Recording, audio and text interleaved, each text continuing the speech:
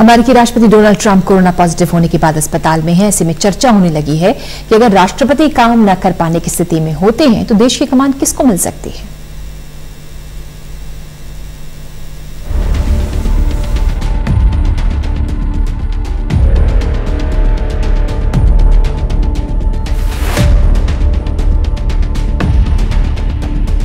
America के राष्ट्रपति Donald Trump military hospital में कोरोना वायरस का इलाज करा रहे हैं। अगले महीने देश में राष्ट्रपति के चुनाव होने वाले हैं और ऐसे में इस बात को लेकर चर्चा भी शुरू हो गई है कि आने वाले दिनों में ट्रंप की सेहत का असर चुनाव प्रचार, मतदान और राष्ट्रपति के दायित्वों पर कैसे पड़ सकता है। अमेरिका के संविधान में राष्ट्रपति के अनुपस्थित होने या काम न कर पाने की स्थिति में कई तरह के प्रावधान दिए हुए हैं। हालांकि एक्सपर्ट्स का कहना है कि नियमों के बावजूद कुछ चीजें ऐसी हैं जिन्हें लेकर विवाद हो सकता है।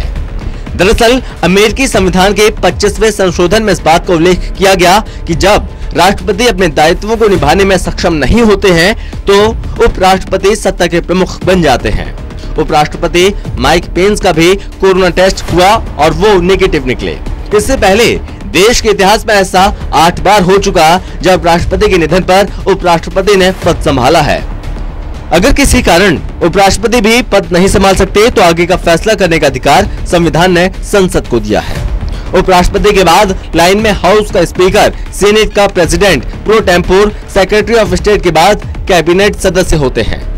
स्पीकर नैन्सी पेलोसी ने शुक्रवार को बताया वो भी कोरोना वायरस के लिए नेगेटिव पाई गई हैं। वहीं सीनियर चार्ल्स ई ग्रासली आर्लोवा इस वक्त प्रेसिडेंट प्रो टेम्पोर हैं।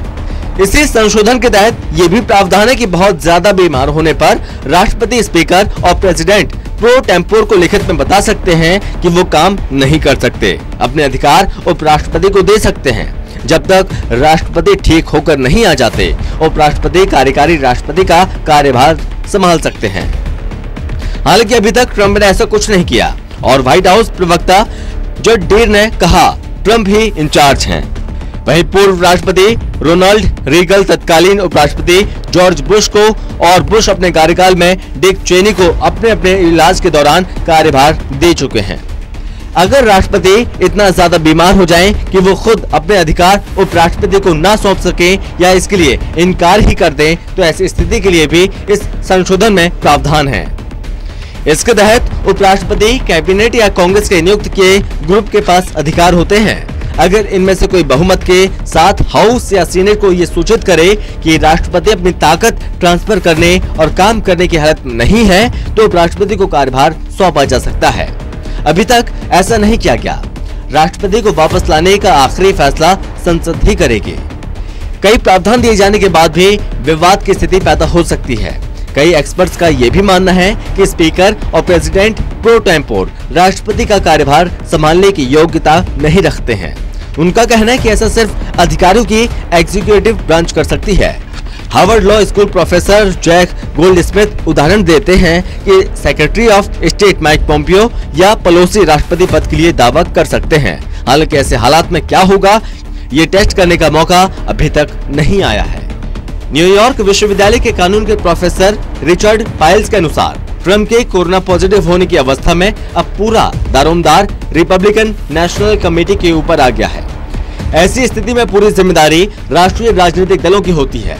मतलब रिपब्लिकन और डेमोक्रेटिक नेशनल कमेटी अब इस पर फैसला लेंगे।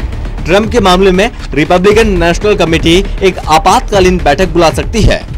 हर राज्य या क्षेत्र के सदस्य नए उम्मीदवार पर मतदान करेंगे। इसके बाद ये फैसला होगा कि नए किसी को चुनावी मैदान में उतारा जाएगा। अगर कोई नया व्यक्ति चुनाव लड़ेगा तो उसके लिए पार्टियों को अब हर राज्य के मतपत्र पर अपने पुराने उम्मीदवार की जगह नए उम्मीदवार का नाम देना पड़ेगा।